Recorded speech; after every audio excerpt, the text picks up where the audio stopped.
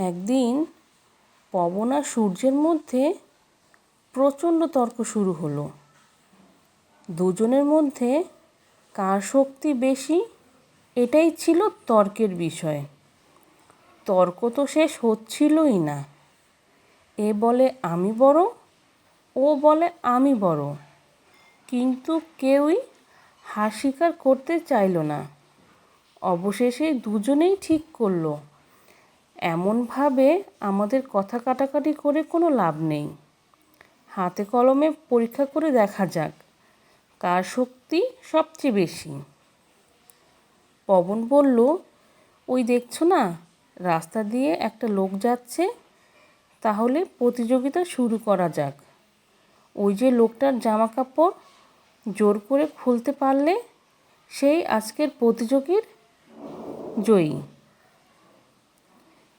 এবং তারই শক্তি বেশি বলে প্রমাণ করা হবে। প্রথমে পবনকেই শুরু করতে অনুরোধ করল। পবন এবার সর্বশক্তি প্রয়োগ করে জোরে বাতাস ছেড়ে লোকটার জামা কাপড় খোলার চেষ্টা করলো। কিন্তু বাতাস একটু জোরে বইতে শুরু করলে লোকটা তার কাপড় চোপড় একটু জোরে গায়ে এঁটে জড়ালো। বাতাস আরও জোরে বইতে শুরু করলো। লোকটি তার গায়ে কাপড় ভালোভাবে জড়ালো।